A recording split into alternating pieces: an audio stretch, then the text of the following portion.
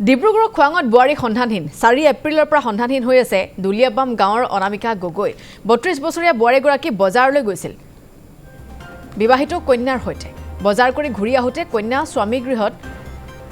বাছৰ পৰা নামে কিন্তু তেতিয়াৰে পৰা ঘৰ নাপালে গৈ মাতৃ অনামিকা গগৈ মোবাইলত এটা সময়লৈকে যোগাযোগ হৈছিল পাছত সুইচ অফ হয় স্বামী পুত্ৰ শাহু শহুৰৰ সৈতে সুখেৰে জীৱন কটাইছিল বোৱাৰীগৰাকীৰ সন্ধানহীন হৈ থকাত দুখত ভাগি পৰিছে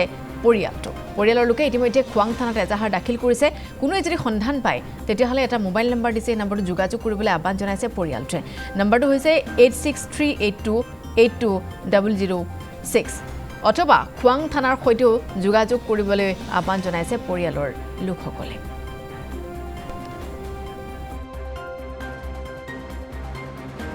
মোৰ মা হয় 4 তাৰিখে মোৰ লগত বজাৰ কৰিবলৈ গৈছিলে বৰবৰাত বজাৰ কৰি আহোঁতে আহিছিলে ঘৰলৈ মই গাড়ীত গ'লোগৈ ঘৰলৈ গাড়ীত আহিলে মই গাড়ীত উঠা দেখিলোঁ নিজে গাড়ীখন আহোঁতে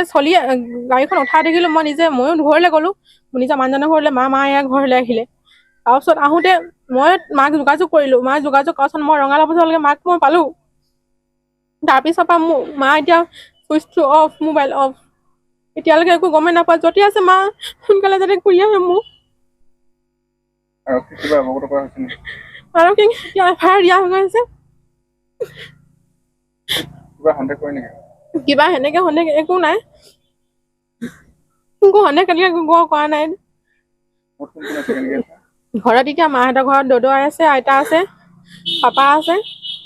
ভাইটি আছে মা নাচোন নিৰুদেকে হৈছিলে মই আছিলোঁ মই বিয়া সোমালোঁ মই ঘটনা কথা যে ভাইটিহঁত একো গমেই নাপাওঁ খালি আৰু এতিয়া নাই বুলি জানো যদি ক'ৰবাত আছে তেওঁ একো হোৱা নাই তেওঁ ঘৰলৈ ঘূৰি আহিব লাগে আৰু সিমানটোৱে কথা মুঠতে ক'ৰবাত যদি আছে ল'ৰা ছোৱালী আছে মানুহজন আছে আইতাক দৈতীয়েক আছে তেওঁ নিজৰ ঘৰলৈ নিজে গুচি আহক আমি সেইটোৱে কামনা কৰিছোঁ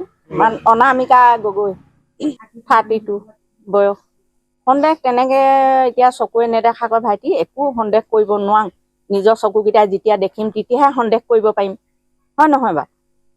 এতিয়ালৈকে বৰ্তমান আমি একো সন্দেহৰ কথাটো দেখা নাই যদি তেওঁ মনে মনে কৈছে আমিতো সেইবোৰ নেজানিম নহয় তেওঁ মানুহজন ঠাণ্ডা একো নকয় দন হাই কাজিয়া নকয়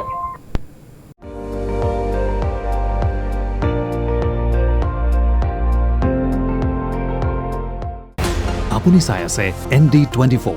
সৰ্বশ্ৰেষ্ঠ নহয় সৰ্বোত্তমৰ দৌৰত